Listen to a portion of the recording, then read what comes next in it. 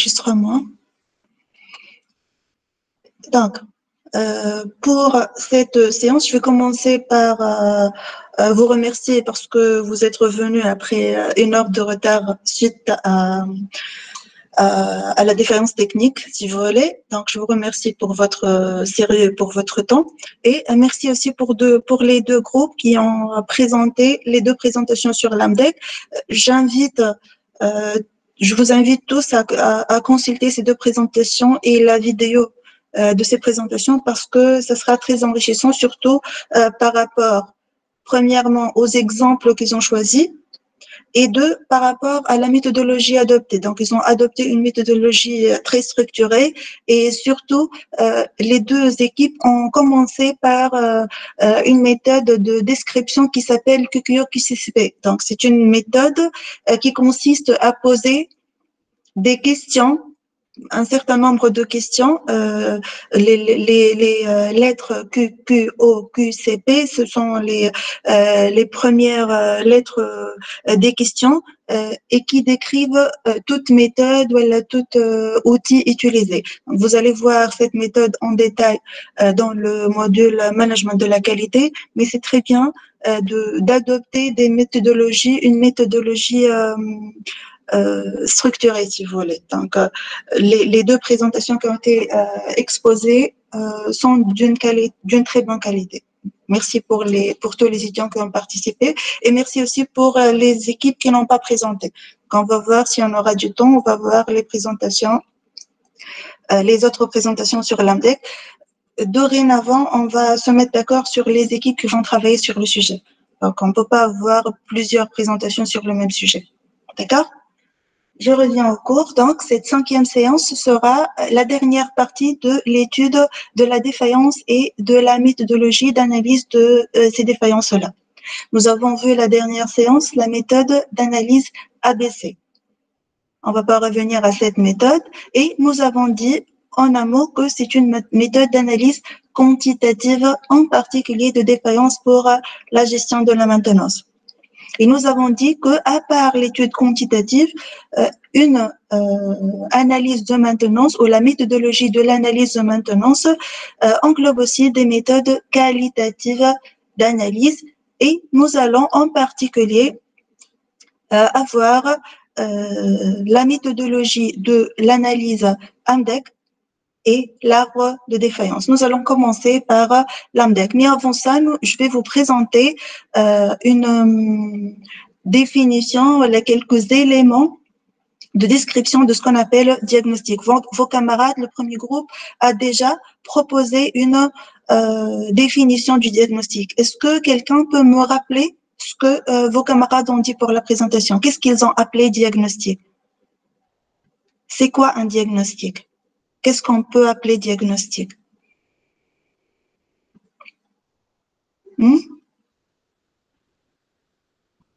Pour ceux qui ont présenté, qu'est-ce que vous avez dit sur le diagnostic? Comment vous l'avez défini? Une évaluation de situation, madame.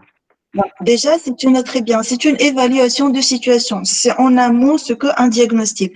La situation peut être comme vous avez présenté dans votre présentation suite à une défaillance pour identifier les causes de quelque chose qui ne va pas. Donc, diagnostiquer et chercher les effets éventuels d'une mauvaise situation.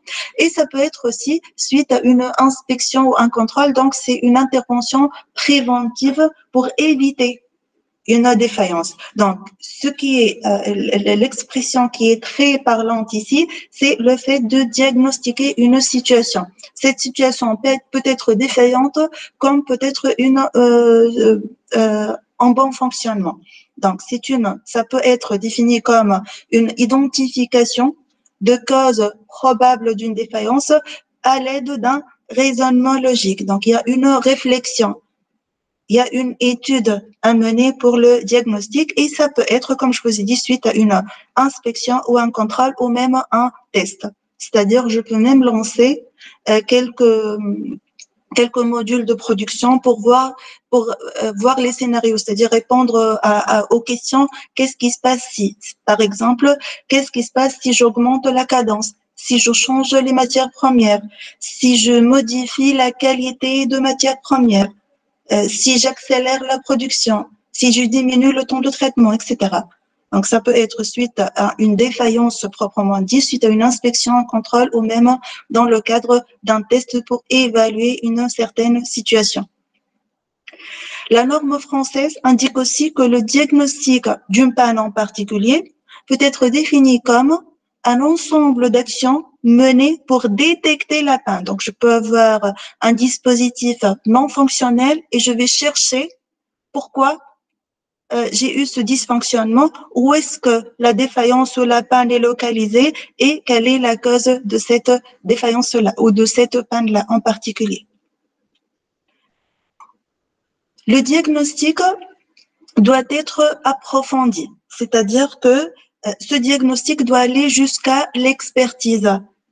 C'est-à-dire, on peut même demander à celui qui va gérer ce diagnostic-là ou mettre en place ce diagnostic-là, on peut lui demander d'identifier même le mécanisme de défaillance. Ce qu'on a appelé mécanisme de défaillance, c'est quoi? C'est comment la défaillance s'est produite. C'est-à-dire, par exemple, est-ce qu'il s'agit d'un processus physique?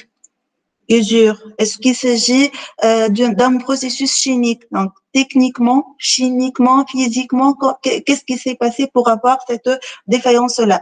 Et là, ce n'est pas à la portée de tout le monde. Donc, ça nécessite des connaissances assez particulières et on ne peut pas demander à toutes les entreprises de mener des diagnostics jusqu'à l'expertise de détermination du mécanisme, mais c'est le cas idéal. Un diagnostic permet de confirmer ou de compléter une hypothèse déjà faite. Je peux proposer quelque chose et la confirmer suite à un diagnostic ou l'axe. Je peux démontrer que cette hypothèse est fausse. Ça peut être l'un des objectifs du diagnostic.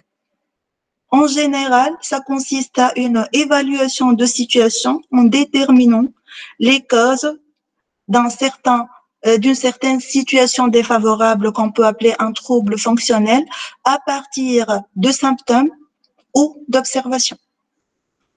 Donc, c'est une des définitions les plus utilisées pour un diagnostic des équipements électromécaniques. Dans le cas général, un diagnostic dans une entreprise industrielle a lieu 1-2 fois maximum par an, parce que ça nécessite généralement un arrêt de la production pour les éventuels tests à mener, par exemple, et ça coûte assez cher de point de vue arrêt de production et de point de vue expertise et qualité de l'intervenant. D'accord? Donc, c'est ce que nous pouvons dire sur le diagnostic.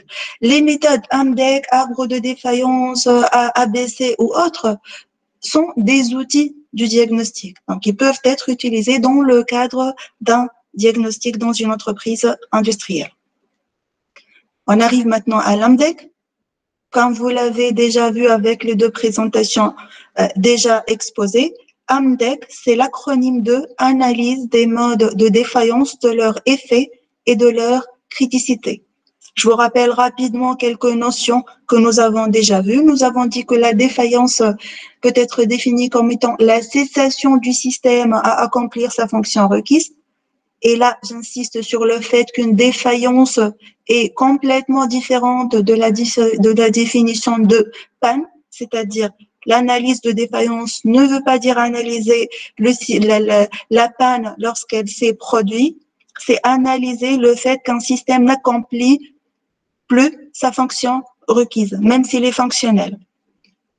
Un mode de défaillance, c'est la façon avec laquelle cette défaillance-là s'est manifestée. Comment je me suis aperçu que j'ai une défaillance? Un arrêt de production, un dégagement de gaz, une mauvaise qualité des pièces produites, un accident de travail pour le personnel, etc. Les causes, c'est la réponse à la question pourquoi cette défaillance est arrivée.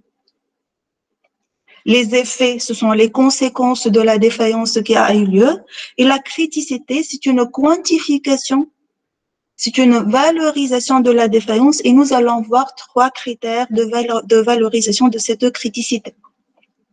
L'AMDEC, c'est un terme qui peut être utilisé aussi en anglais avec l'acronyme Failure Mode Effects and Criticality Analysis. Ce terme peut être aussi utilisé dans les entreprises françaises, mais le terme le plus utilisé, c'est le terme AMDEC. Vous pouvez trouver ce terme-là lorsque vous travaillez dans des entreprises industrielles. Historiquement, comme Hej l'a présenté, la première apparition de l'AMDEC était dans les années 50 avec l'armée américaine, dans les armes nucléaires. À partir des années 60, la France a utilisé cette analyse AMDEC, sous le nom AMDEC d'ailleurs, pour ses programmes en relation avec l'espace et l'aéronautique. À partir des années 70, l'analyse AMDEC a été appliquée en Europe et au Japon pour l'analyse, pour assurer la sécurité des personnes. Et à partir des années 80, les industriels dans tout le monde utilisent cette méthode pour assurer la sécurité dans les entreprises, que ce soit la sécurité des équipements, de la production ou du personnel. Et dans nos jours, c'est utilisé pour les produits, pour la production et pour les produits, la production et pour les équipements surtout. D'accord? L'AMDEC est dite une méthode inductive. C'est-à-dire quoi inductive? C'est-à-dire qu'on va partir des causes pour chercher les effets éventuels. Vous allez voir que la méthode d'analyse par arbre de défaillance, par exemple, c'est une méthode dite déductive. C'est-à-dire qu'on va partir de l'effet et analyser qu'est-ce qui s'est passé. Pour l'AMDEC, on va commencer à partir des causes et on va aller jusqu'aux effets. Ça s'appelle une méthode inductive. Qui consiste à quoi? Qui consiste à recenser des défaillances dont les conséquences ont un effet sur le fonctionnement du système. Donc, vous avez remarqué dans la présentation de vos camarades tout à l'heure que avant d'appliquer l'analyse AMDEC, ils ont trié les défaillances qui existent dans l'entreprise. Pourquoi ils ont trié ça? Pour sélectionner les défaillances les plus pénalisantes. Pourquoi on doit sélectionner avant d'appliquer l'AMDEC? Parce que, surtout, l'AMDEC, c'est une méthode qui est coûteuse de point de vue temps et de point de vue financier. Donc, il faut sélectionner les défaillances pénalisantes par rapport aux critères définis par l'entreprise. C'est donc une méthode d'analyse prévisionnelle de risque. Qui peut me rappeler la différence entre préventif et prévisionnel? Nous avons déjà discuté ça. Est-ce que vous pouvez me rappeler la différence entre analyse prévisionnelle et préventive pour la maintenance en particulier? Vous avez oublié? Madame, prévisionnelle, c'est-à-dire observation. Martine est préventive, c'est-à-dire quoi? Préventive, des actions préventives. Oui. Déjà, femme a des éléments de réponse. Et lorsqu'on dit des actions préventives, on sait exactement qu'est-ce qu'on cherche à éviter. On va sélectionner une défaillance et on va appliquer une méthodologie de maintenance préventive, que ce soit systématique ou conditionnelle. Donc, je sais déjà qu'est-ce que je cherche à éviter. D'accord? Pour l'analyse prévisionnelle, c'est par exemple, si je vais considérer une méthode d'analyse prévisionnelle de risque ou de défaillance, je vais considérer une méthode pour recenser les défaillances qui peuvent avoir lieu, telles que la méthode AMDEC. Donc, je ne sais pas, je n'ai pas de liste de défaillances ou j'ai une liste incomplète de défaillances à compléter par l'une des méthodes prévisionnelles. Donc, prévisionnelle, c'est-à-dire déterminer des défaillances, des risques que je connais pas forcément, je ne sais pas s'ils peuvent avoir lieu sur mon système ou pas. Préventive, c'est-à-dire je sais qu'est-ce que je cherche à éviter et je vais mettre en place une procédure pour faire ça. Prévisionnelle, c'est une maintenance, si on parle de la maintenance prévisionnelle, c'est une maintenance sur les causes racines. Si on veut diviser le cycle d'analyse de défaillance, on commence par la défaillance, on a la cause directe et on a la cause racine.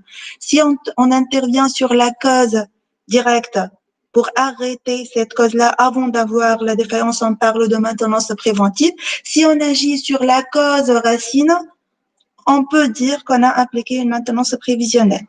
Ou bien si on cherche qu'est-ce qui peut se passer sur le système si on ne connaît pas la liste exhaustive de défaillances qui peuvent avoir lieu. D'accord?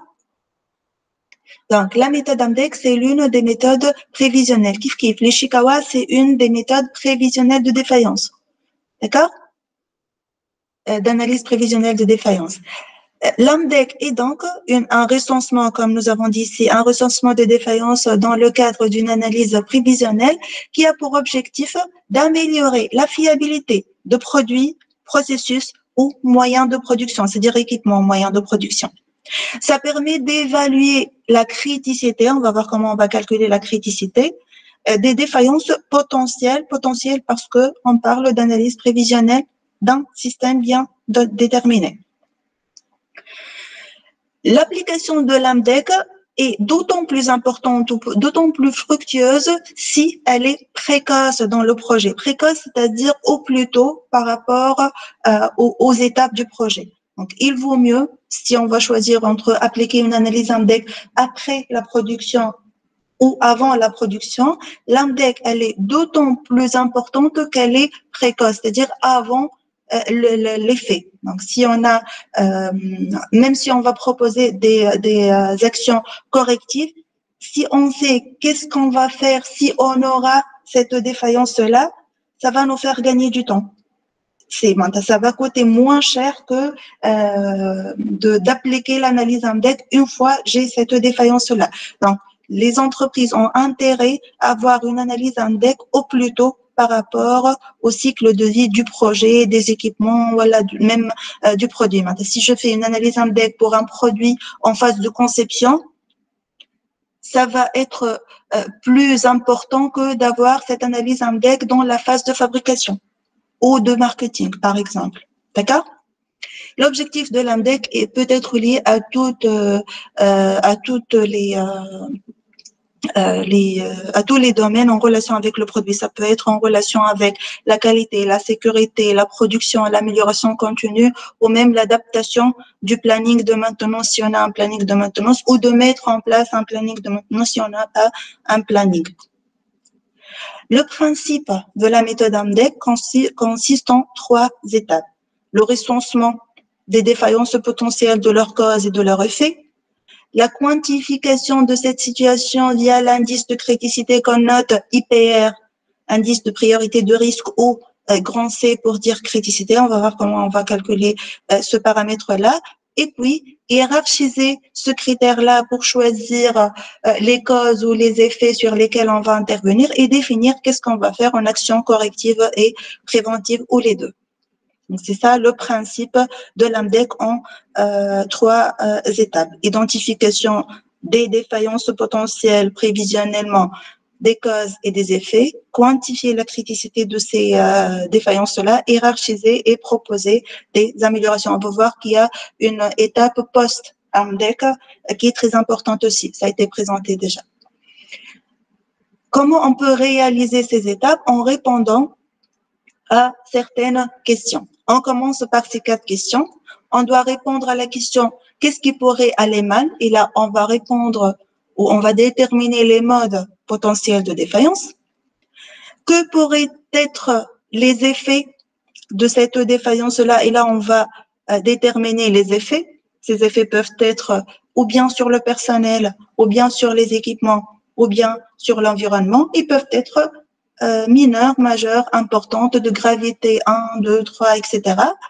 Répondre à la question que pourraient être les causes, pour déterminer les causes, par l'Ishikawa par exemple, et une évaluation des actions de contrôle, c'est-à-dire des actions qu'on a mis pour détecter cette défaillance-là. Si nous avons, par exemple, un opérateur qui contrôle continuellement la situation, nous aurons une détectabilité importante. Si on a une télésurveillance, ça va être une détectabilité beaucoup plus importante. Si on a un opérateur qui visite le site une fois par jour, la détectabilité va diminuer, ainsi de suite.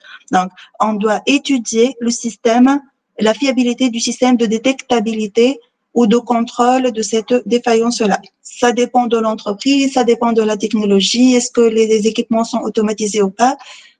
chaque entreprise a son propre évaluation de la détectabilité des défaillances. Les typologies maintenant, ou les familles de l'AMDEC, nous avons principalement 5 familles d'AMDEC. L'AMDEC produit, qui étudie les produits depuis la phase de conception, étudier le dimensionnement, la matière première utilisée, la qualité des liaisons, par exemple, etc. L'AMDEC processe pour étudier la façon avec laquelle ce produit-là est fabriqué, c'est-à-dire les étapes de fabrication, la méthodologie de la production de ce produit-là. L'AMDEC, organisation en relation avec les systèmes de gestion de ressources humaines, les gestions financières, marketing, etc. L'AMDEC, sécurité, qui a pour objectif de l'amélioration de la sécurité des personnes et des équipements. Et l'AMDEC machine, appelé aussi AMDEC moyen ou procédé, qui analyse les risques de dysfonctionnement technique des équipements de production. Donc, nous avons en gros 5 familles d'AMDEC, mais le plus utilisé, c'est de considérer uniquement AMDEC produit pour l'étude de la conception, la phase de conception produit, AMDEC, surtout la fiabilité de cette étape-là, qualité et fiabilité de ce produit-là. L'AMDEC process pour l'amélioration de la qualité de la production, et non pas du produit, la méthode de production, les méthodes de production, et l'AMDEC machine, qui a pour objectif d'améliorer ou d'augmenter ce qu'on a appelé la disponibilité et de améliorer la maintenabilité dans un objectif plus global d'assurer une meilleure fiabilité et sécurité. Et là, je vais m'arrêter sur ces 4 notions. Nous avons déjà défini qu'est-ce que la disponibilité, fiabilité et maintenabilité. Je commençais par la maintenabilité. Qu'est-ce qu'on appelle maintenabilité? Qui peut me rappeler la définition de la maintenabilité d'un équipement industriel? Oussem. Oui, madame. C'est quoi la maintenabilité? Le MTTR. Le MTTR, c'est quoi? Vous avez oublié? Madame, maintenir un équipement dans un état qui lui permet de conclure le bon requise. C'est une définition, mais la maintenabilité, c'est la capacité d'un bien à être remis en bon fonctionnement.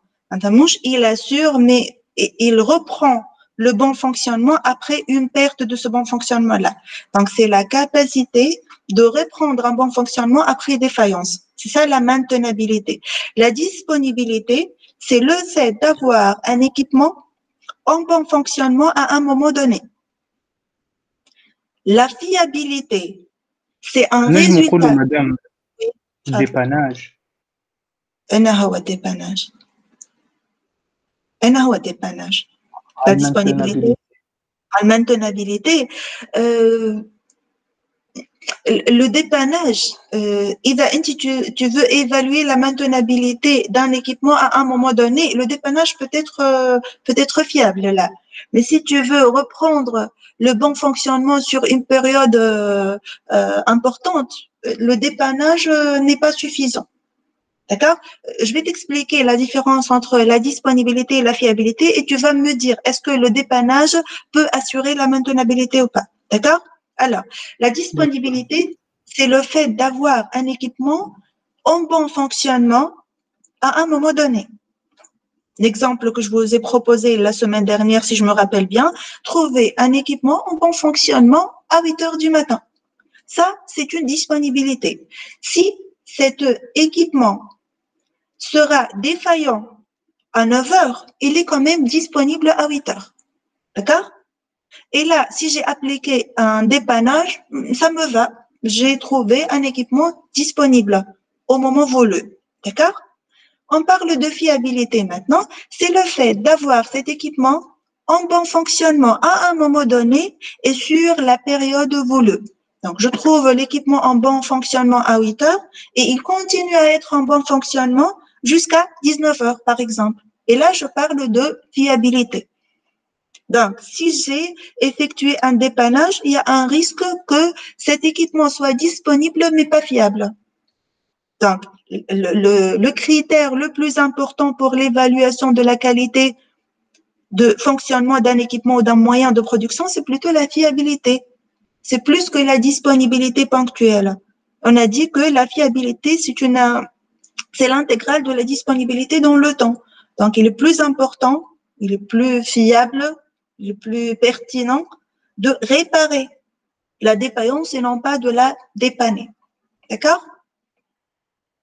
Donc, voilà. Donc, la fiabilité, c'est le fait d'avoir un équipement en bon fonctionnement au moment voulu, sur la période voulue et en sécurité. C'est quoi la sécurité? C'est le fait que l'équipement fonctionne sans risque d'accident, fonctionne bien déjà, en bon fonctionnement, sans risque d'accident, ni pour l'utilisateur, ni pour les autres équipements, ni pour l'environnement, pour l'atmosphère, je veux dire.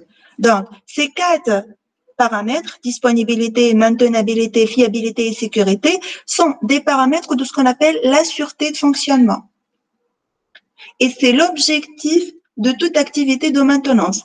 C'est d'assurer la sûreté de fonctionnement. Parmi les outils utilisés pour assurer la sûreté de fonctionnement, c'est la méthode AMDEC, l'arbre de défaillance, l'Ishikawa, l'analyse infrarouge, l'analyse vibratoire. Ce sont toutes des méthodes d'analyse ou de la sûreté de fonctionnement. Donc, on va considérer que l'AMDEC, c'est l'un des outils le plus utilisés pour la sûreté de fonctionnement. On la note généralement STF. Oui. Madame, est-ce que l'AMDEC il s'adapte au projet en temps réel ou là? L'AMDEC, c'est un chantier, donc ça nécessite une période assez importante pour sa réalisation. Donc, vos camarades ont exposé déjà quelques étapes et je vais vous les rappeler tout à l'heure. Donc, il y a une méthode qui se fait en une journée, par exemple. Ça nécessite des mois de travail. L'exploitation de l'AMDEC, c'est en temps réel, mais la préparation de l'AMDEC, non. La préparation de l'AMDEC, ça nécessite… Elle prend 4 mois, 3 mois, 4 mois. Ça dépend. Elle peut prendre même une année parfois au SEMA. Donc, ça peut prendre 6 mois, 7 mois. Donc, au moins, c'est 2 à 3 mois pour un atelier qui n'est pas très grand. D'accord? Donc, on ne peut pas avoir un AMDEC en temps réel, la préparation de l'AMDEC. Par contre, l'utilisation de l'AMDEC qui a finalement le résultat, c'est quoi? On va voir que le résultat, c'est un tableau. Donc, si on sait comment on va lire ce tableau, comment exploiter les informations, l'utilisation, ce sera en temps réel. Et c'est l'objectif de la mise en place des méthodes prévisionnelles. Donc, je vais anticiper un peu ce que je vais vous présenter. Vous avez déjà vu un exemple de la grille AMDEC proposée par vos camarades. On dit un ensemble de modes. Criticité, bon, on s'en fout de la criticité pour le moment. Et puis, chaque mode, je peux proposer 3 ou 4 actions correctives et préventives. Donc, si j'ai cette défaillance-là, et j'ai une analyse AMDEC déjà préparée, je consulte directement l'AMDEC et je vais directement à la liste des actions correctives pour réparer cette défaillance-là. Et je vais tester. Est-ce que, par exemple, on dit un bruit, qui est très simple, un bruit qui peut être corrigé par quoi, le bruit? Qui peut être corrigé, par exemple, par une lubrification.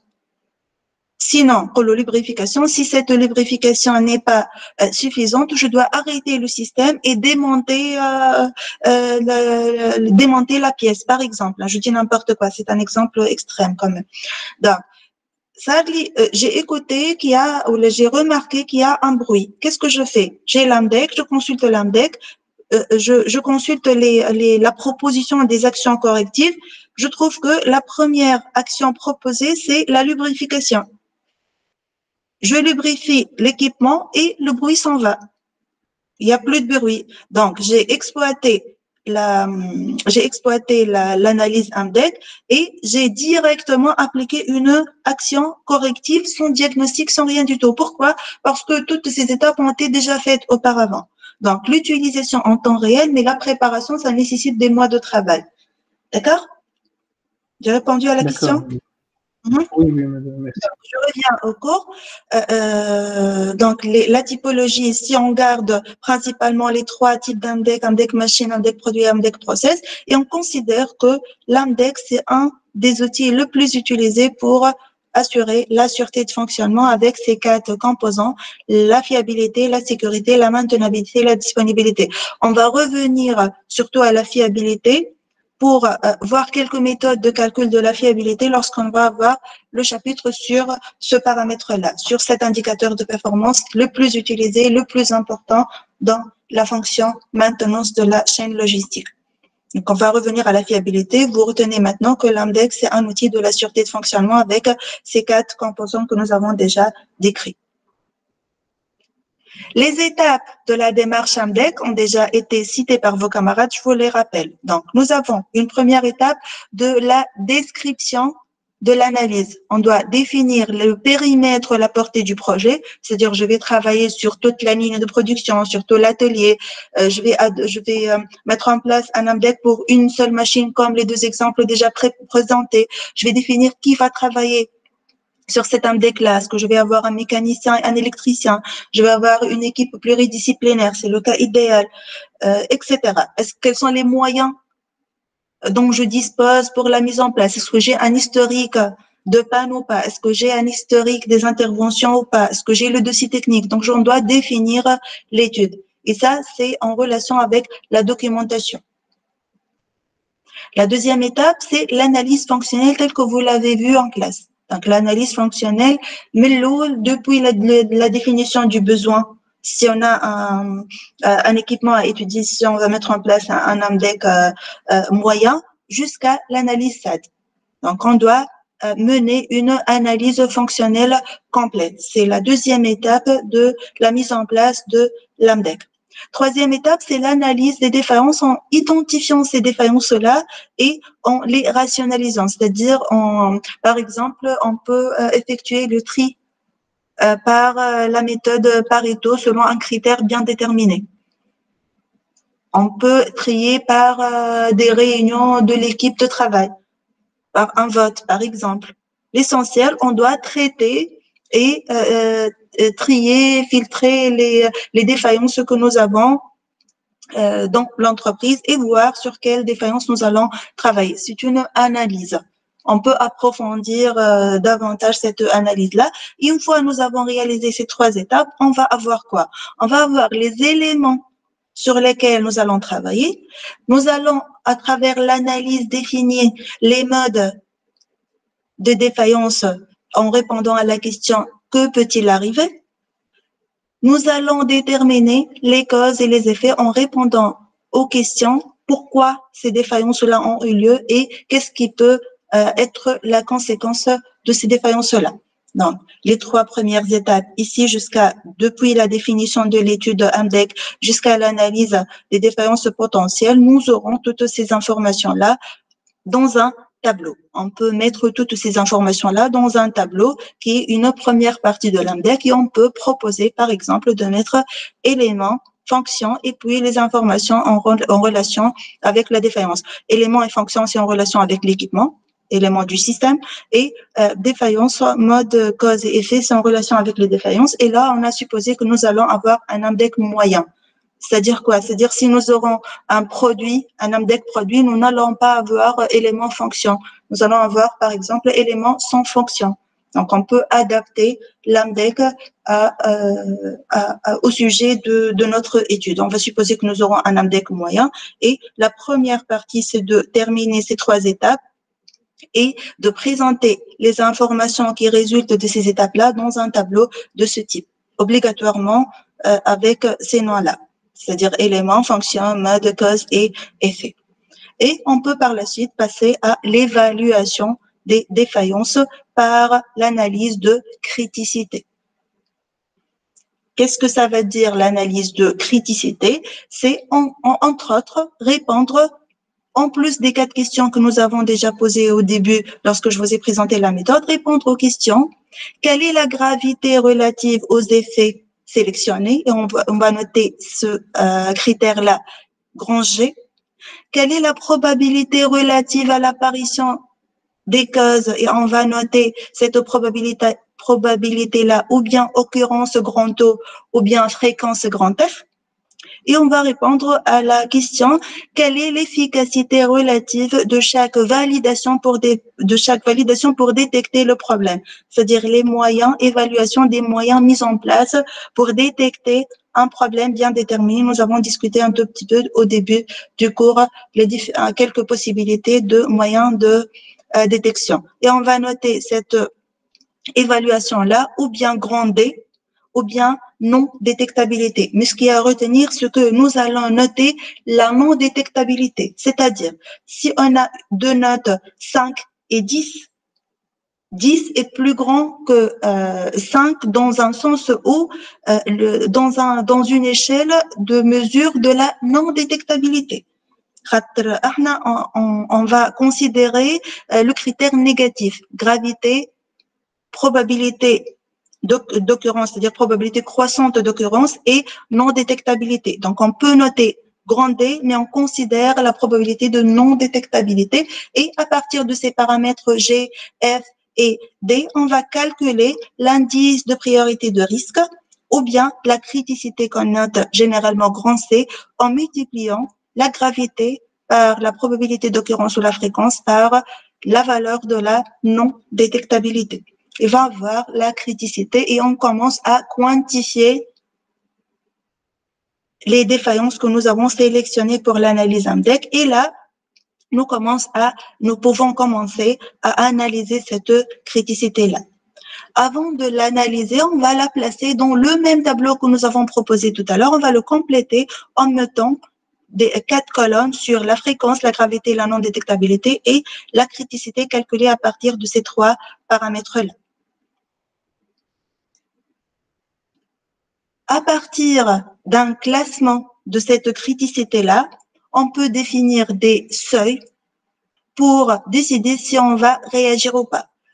Si on décide que la criticité n'est pas importante, c'est-à-dire pour une valeur, pour un seuil bien déterminé, je peux supposer que cette criticité ou cette défaillance est acceptable, je n'ai pas d'action à entreprendre, je n'ai pas d'action à mener. Si la valeur de la criticité dépasse le seuil que j'ai défini, on doit réagir et on doit décrire ici qu'est-ce que nous avons à faire en action ou bien préventive ou bien corrective ou bien les deux. Par exemple, on va considérer ces grilles-là. Ce que Oussem a présenté tout à l'heure, c'est un exemple de grille pour une entreprise bien déterminée. Chaque entreprise a sa propre grille d'évaluation de gravité, occurrence et détectabilité. Ça va dépendre de quoi? Ça va dépendre de l'activité, ça va dépendre de l'âge des équipements, ça va dépendre de la nature de ces équipements automatiques ou pas, ça va dépendre de l'utilisateur. Est-ce que les employés sont bien formés pour utiliser ces équipements ou pas, etc.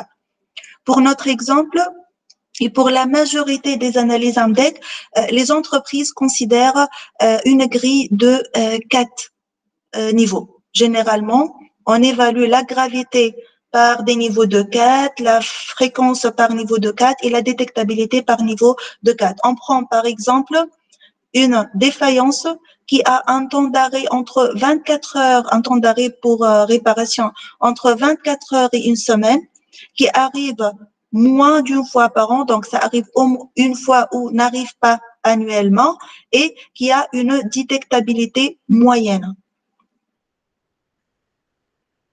qui n'est pas faible. Donc, c'est une détectabilité qu'on peut qualifier de moyenne. Et là, je peux dire que la criticité de cette défaillance-là est égale à 9. Et on fait de même pour les autres défaillances.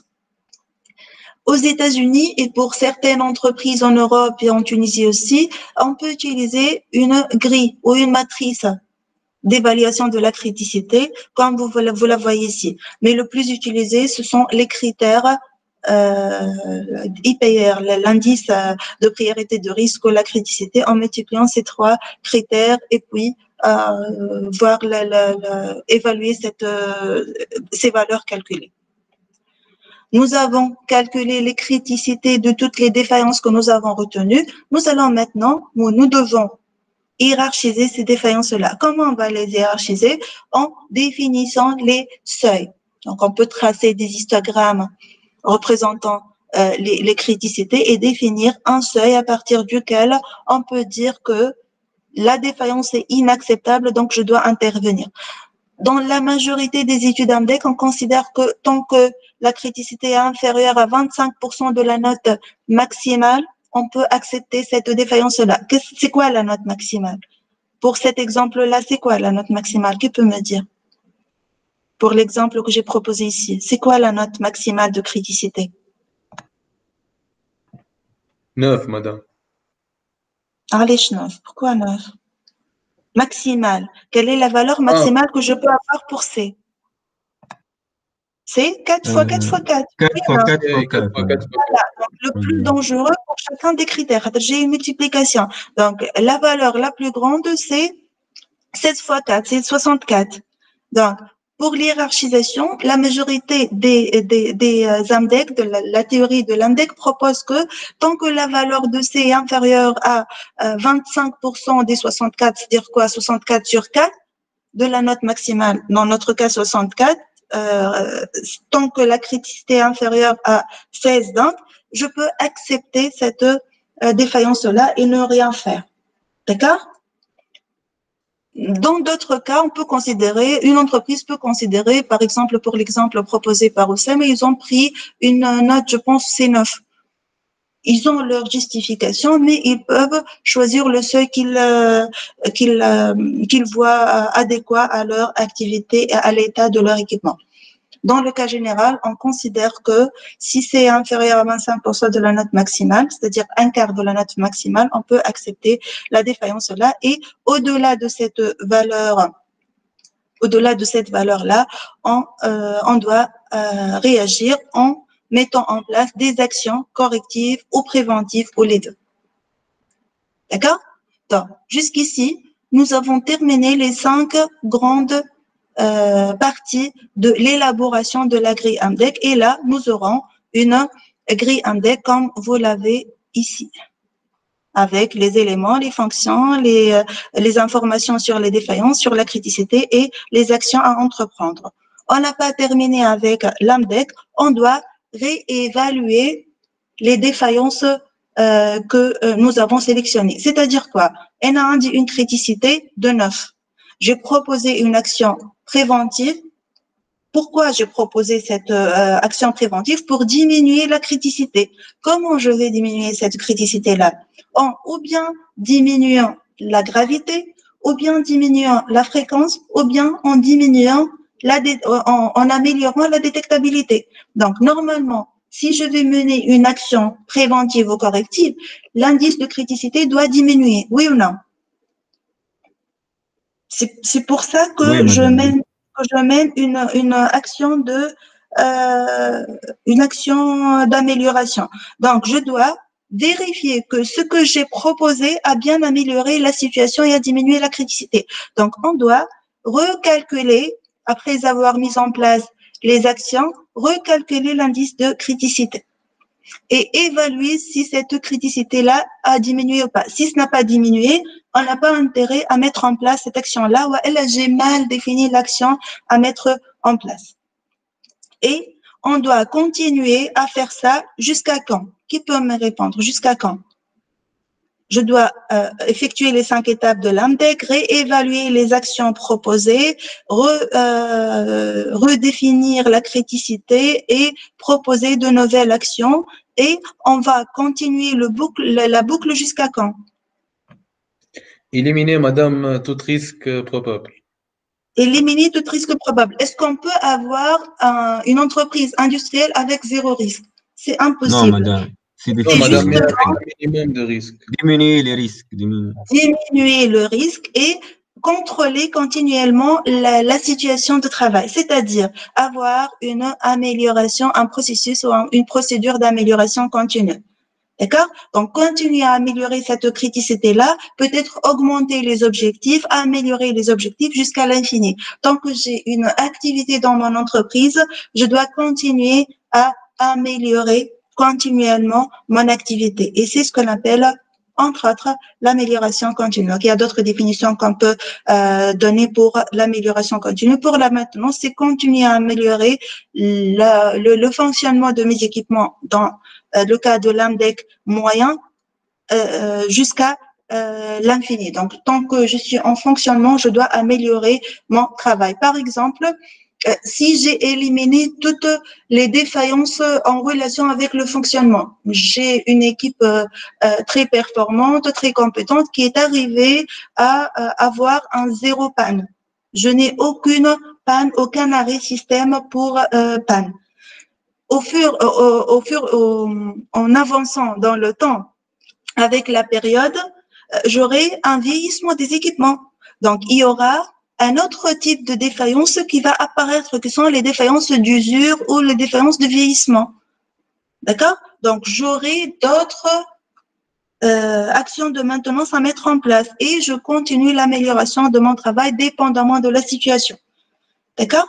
C'est une gestion quotidienne dans le cadre d'une amélioration continue et l'AMDEC, c'est l'une des méthodes de l'amélioration continue. Et c'est pour ça que lorsque, par exemple, Entoum, Oussema ou Laouled, lorsque vous avez mis en place l'AMDEC pour l'entreprise au sein de laquelle vous avez fait votre projet de fin d'études, certainement, ils ont mis à jour cette AMDEC pas mal de fois. Donc, un certain nombre de fois, périodiquement, un AMDEC doit être mis à jour parce que les équipements, le produit… Non, c'est pas correct ce qu'ils ont fait. Donc, peut-être vous allez faire votre projet de fin d'études dans cette entreprise-là et vous allez mettre à jour cet AMDEC. Parce que il y a 3 ans, peut-être 2 années que vous avez préparé cet AMDEC-là, peut-être 2 années, ça, et avec, même c'est certainement pas correct ce qu'ils ont fait parce que l'année 2020 était une année exceptionnelle. Donc, certainement, ils ont eu des arrêts plus que le normal. Oui ou non? Bon, je ne sais pas oui, si madame, vous êtes… Oui, des arrêts dans… madame, بلا historique, madame, juste estimation. Thomas, vous avez… Oui, oui, oui. Oui, mais vous avez mis en place l'AMDEC quand même. Oui. Donc, ils ont quand même un support qu'ils peuvent exploiter pour la production. Donc, Thomas, lorsque vous avez proposé cet AMDEC-là, c'était dans le cadre d'une production nominale. Normal, avec 8 heures par jour, par exemple. Et maintenant, avec le Covid, par exemple, je suis certaine que la durée de fonctionnement a diminué. Donc, le nombre d'arrêts, le nombre de remises en fonctionnement a augmenté. Donc, la nature des défaillances a changé. Donc, cette AMDEC-là doit obligatoirement être mise à jour.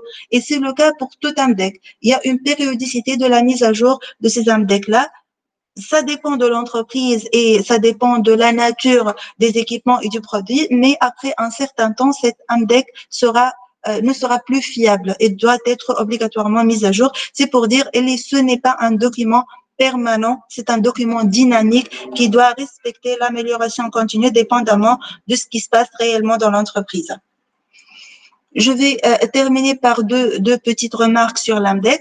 Donc, je vais résumer la notion de démarche qualitative et quantitative. Nous avons légèrement discuté cette notion-là. Qualitative, c'est clair parce que c'est basé sur une analyse fonctionnelle, sur analyse des modes, des causes et des défaillances. C'est un travail de groupe qui utilise des méthodes d'analyse Kukiyo-Kisepe, Ishikawa, qui utilise pas mal de méthodes d'analyse qualitative de risques et de défaillances en particulier. Et lorsqu'on arrive à la criticité, aux paramètres fréquence, gravité et non détectabilité, on va quantifier ces grandeurs, si vous voulez, qualitatives que nous avons définies. On va quantifier ces grandeurs, gravité, fréquence et détectabilité et calculer la criticité, puis la classer, mesurer de nouveau, etc. Donc, l'AMDEC, c'est une méthode d'analyse qualitative, oui, mais ça utilise un critère ou des méthodes quantitatives d'analyse aussi.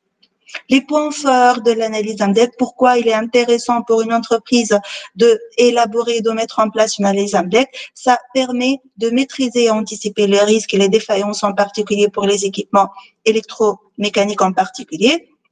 Ça peut aider à mener les bonnes actions de maintenance ou les actions de maintenance adéquates au fonctionnement, à la nature de fonctionnement des équipements. Ça permet d'optimiser les couples cause-conséquence. Ça améliore la production en éliminant les problèmes surtout majeurs, parce qu'on a dit que l'AMDEX, ça coûte cher, donc on a intérêt à considérer surtout les problèmes majeurs. Et surtout, c'est une démarche participative d'amélioration continue. Donc, c'est un travail de groupe dans le cadre d'une amélioration continue. Les points faibles de l'AMDEX, c'est ça, surtout que c'est une méthode lourde à mettre en place, qui nécessite un investissement, qui nécessite du temps, qui nécessite une expertise. Des outils tels que l'analyse fonctionnelle et le brainstorming sont aussi importants à utiliser. Donc, la mise en place de l'AMDEX, ça nécessite du temps, de l'argent et du savoir-faire d'un groupe. Donc, c'est une méthode assez lourde à mettre en place et c'est un obstacle pour un grand nombre d'entreprises pour mettre en place cette méthode d'analyse prévisionnelle de risque dans le cas général et de défaillance en particulier. Donc, on va passer directement à la deuxième méthode d'analyse prévisionnelle pour cette séance, qui est la méthode analyse